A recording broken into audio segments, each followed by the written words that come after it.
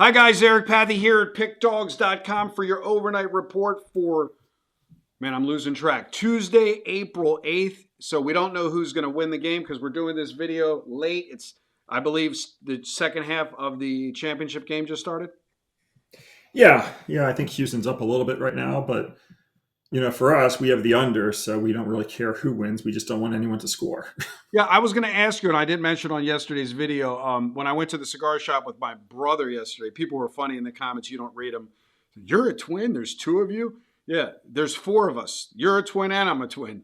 But the funny thing was the UConn South Carolina game was on, and it actually, I haven't really sat down and watched a woman's, and that was a great game to just sit down and watch. But I was wondering, I know you do WNBA. Have you ever gotten into women's college basketball? I have not. And let me also go back and say, we did have a free play on Florida. So, of course, I do want Florida to win Got if I it. have a preference. But it wasn't a play that went to the all access. So, Right. it's our main interest is the under. So, But I was going to ask you, is there a particular reason why you do WNBA, but you haven't done women's college basketball? I built a WNBA database. And I've never built a women's college basketball database. Very fair answer. And here's a better reason.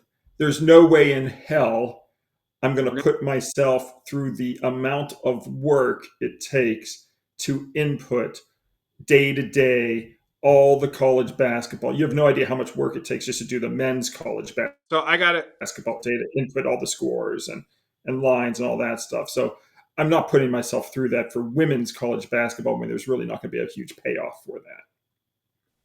Fair enough. Now in real time, because you did have you are now 31-17 in NHL. So everybody who knows me, and we haven't talked about it, I hate laying. I only bet dogs in baseball, and I hate laying a money line in hockey. I am a degenerate gambler. Tonight, I took your play. I laid the puck line. And with 6 seconds left, the Jets scored, and they won 3-1. Yeah, well, that's actually one of the reasons why, because I'm a money line guy in hockey. Right. That's one of the reasons why all the plays in hockey are lower rated, because I don't want to have a higher rated play at minus $1.50 odds. So Right. I lower all the ratings, and that way we don't risk as much in terms of units if we're going to lay $1.50. Now, there is 9 seconds left, so I'm assuming I'm going to win since they just scored a goal, but that doesn't mean anything, right? Doesn't mean anything. Because literally, I forget who it was. I think it was the Tampa Bay Lightning or someone. They were minus 1.5 goals. They were up 4-1 late, and then the other team ended up scoring 2 goals. They lose 4-3. The last goal with 1 second on the clock. And that's why I lose a minus 1.5 puck line play. Unbelievable. So if I usually lose them like that, it says 0-0. So I broke the rules. I shouldn't have done it. I was looking for you to cash the Jets, and I would have been like, great. And then I would have been having the money taken out of my account. So learn from Eric. And I did it yesterday, by the way. One of my groups, Micah's groups, had Florida, and I took a minus 1.5, and they won 2-1. So it just goes to show you that 2.5 is a hard bet to beat. A lot of people do it in NHL, obviously, and I know a lot of the guys on Pick Dogs are into hockey. But like I said, your record is very, very, very, very, very small this year, but good. Like you said, you pick and choose 31-17 after the Jets cover. Yeah, that was my NHL game of the month. That was my favorite NHL play in a long, long time. The Blues were on a 12-game win streak. Yep. They're playing the best team in hockey. Goodbye win streak. And, it's funny because obviously everybody was probably taking the Blues, not because, because of the 12-game winning streak. I mean, I don't know what the Well, I don't know if everybody was. I mean, I released at minus 160 line. I'm looking at 161. I'm looking at the closing line minus 207 at Circa. So exactly. I don't know. I mean, agree. maybe people were, but the Sharps were not. Exactly. So with that being said, like I say, guys, hockey, college basketball is now officially over. We don't know at the time of this recording what the score is, what the final is going to be. And then when does WNBA get active? I don't know. Okay. I was just wondering. I'm not the biggest fan. I got to tell you, and then we'll move to your complimentary selection. Guys, reach out to Probably me. probably because it's all kind of works with NBA. Probably late May, early June, because they want to kind of bring it on. As the NBA is winding down or is over. So it's probably late May, early June, but I'm not 100% sure.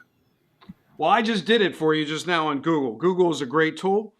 The WNBA regular season opener for 2025 is scheduled Friday, May 16th, with the Atlanta Dream at the Washington Mystics and the Minnesota Lynx at the Dallas Wings and the Los Angeles Sparks at the Golden State Valkyries. Friday, May 16th. Now we all know.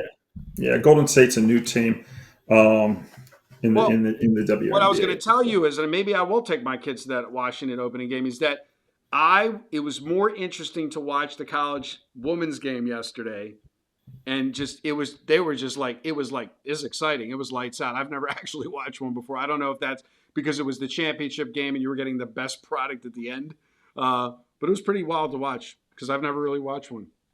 Yeah, no. I personally don't enjoy watching WNBA, but to each his own. There you go. So with that being said, let's talk about it. What's your complimentary selection? I'm going to take Golden State today, Eric. I'm going to take Golden State. Warriors or the Valkyries? No, I'm just joking. Right. The Warriors minus eight or 8.5 over Phoenix. The Warriors, they've actually played 3 times this year, and Phoenix has covered the spread in all 3. Golden State, of course, off that home loss to Houston. I like Golden State here, playing a division team off a loss. They've done fairly well over the years in that situation, 58.7%. And we'll take Golden State minus 8.5. I think Phoenix, you can pretty much stick a fork in them right now. There you go, guys. Warriors minus the 8.5. Reach out to me to get all access. And as always, good day and good luck.